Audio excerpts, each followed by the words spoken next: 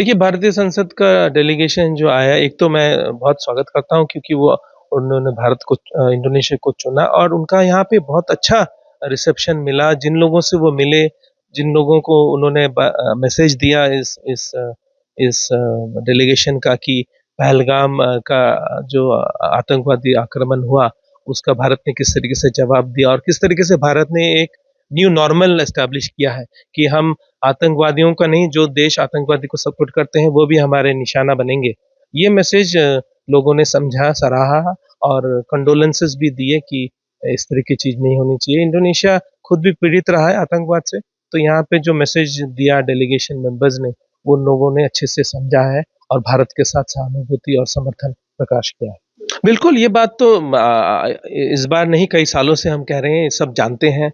हर interlocutor जानता है ये वो समझते हैं और कई उदाहरण हम लोगों ने रखे कि विश्व में कहीं भी हो, अगर आतंकवादी कुछ गतिविधि हो रही है, उसका एक धारा पाकिस्तान से उभरता है और वो समझते हैं यहाँ भी साउथ ईस्ट एशिया में भी आतंकवादी गतिविधियाँ हुई हैं और वहाँ भी हमने लिंक्स ढूँढ के निकाले कि या तो इंस्पिरेशन आया हो या ट्रेनिंग दिया गया हो पाकिस्तान में। तो पाकिस्तान और आतंकवाद एक तरीके से सिनोनिमस वर्ड्स बन गए हैं और ये पूरे विश्व समझता है।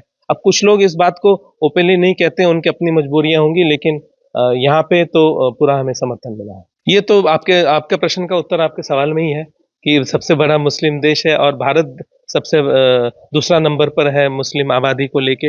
लेकिन यहाँ पे जो मैंने पहले भी एक बार कहा था कि जब राष्ट्रपति जी मुझे बुलाए थे अपने संवेदना प्रकट करने के लिए, उन्होंने कहा था कि जो टेररिज्म है, वो इस्लाम का तरीका नहीं है। इस्लाम एक इंक्लूसिव रिलीजन है, प्रेम का धर्म है और प्रगति का धर्म है।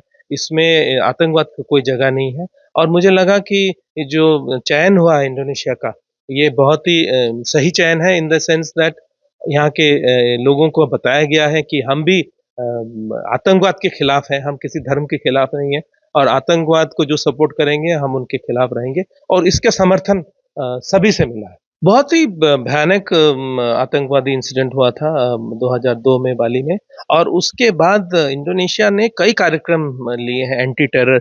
इन्होंने एंटी टेरर सिक्योरिटी एस्टैब्लिशमेंट्स तैयार किए हैं।